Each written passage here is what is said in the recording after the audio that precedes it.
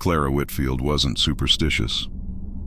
At 29, she lived alone in a small apartment above a cafe, spending her weekends browsing flea markets for furniture she couldn't really afford.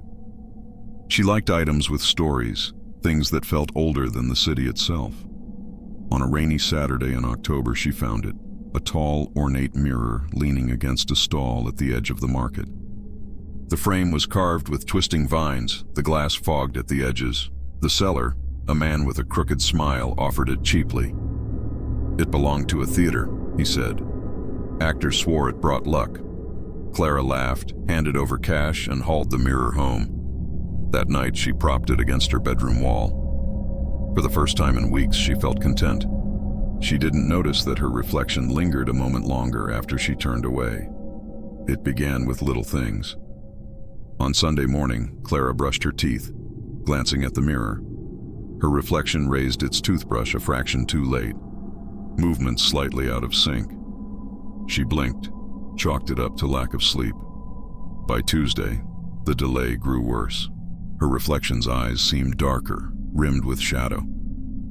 One evening, she came home to find the mirror damp, beads of moisture sliding down its surface as though from breath.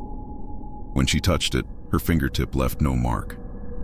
That night, she dreamed of a stage. Curtains rose, and in the spotlight stood a woman with Clara's face, but hollow eyes, mouth stretched too wide. The woman bowed as the crowd roared with a sound like static. Clara woke gasping. The mirror loomed in the dark, faintly glowing. She tried covering it with a sheet, but in the morning, the fabric lay folded neatly on the floor. And her reflection smiled before she did. Clara avoided the mirror, but it didn't matter. Every reflective surface, windows, black screens, even the shine of her coffee pot, showed fleeting glimpses of the other her. At work, she caught her reflection mouthing words she hadn't spoken. At home, she heard faint tapping from the glass, like fingernails begging to be let out. She researched late into the night. Stories of spirit mirrors filled her screen, objects used in old rituals, said to trap souls. The longer a mirror remained in use, the thinner the veil became. Her stomach turned as she remembered the seller's words. Actors swore it brought luck. What if it hadn't been luck, but something darker? On Thursday night, the reflection pressed its palm flat against the glass.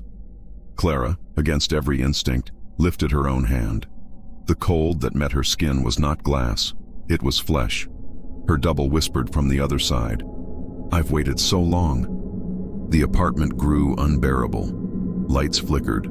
Her phone glitched with photos of herself she hadn't taken, each one showing her double standing closer, clearer. By Friday night, Clara snapped. She dragged the mirror into the living room, heart hammering. "What do you want from me?" she demanded. Her reflection grinned, movements no longer delayed but perfectly fluid. A trade. The surface rippled like water. A pale hand slid through, fingers reaching. Clara staggered back, bile rising in her throat. "No." The double tilted its head. "You brought me home. You opened the stage. Now bow." The air thickened, her limbs heavy as if invisible strings were pulling her forward. Desperate, Clara remembered something she had read. Mirrors could be starved by refusing them attention. They fed on recognition. She forced her gaze away, clenching her fists. "You don't exist," she hissed. "You're nothing." The double screeched, the sound sharp enough to rattle her teeth. The mirror shuddered violently, spiderweb cracks splitting across the glass. Clara grabbed a heavy candlestick and swung with all her strength. The mirror shattered, shards exploding across the floor. The reflection's scream cut off. Silence. Shards of glass glittered like ice across the carpet. Clara's chest heaved as she dropped the candlestick, ears ringing. The apartment was quiet again, truly quiet. When she dared to look at the fragments, they showed only fractured, ordinary reflections. She swept the pieces into a box and carried it outside. At the dumpster, she hesitated, half expecting a pale hand to reach from the shards. But nothing stirred. She dumped the box and walked away without looking back. That night, she slept soundly for the first time all week. No tapping, no whispers, no stage and spotlight. In the morning, her bathroom mirror showed her own tired face, just hers. Clara smiled faintly. She would never shop at that flea market again.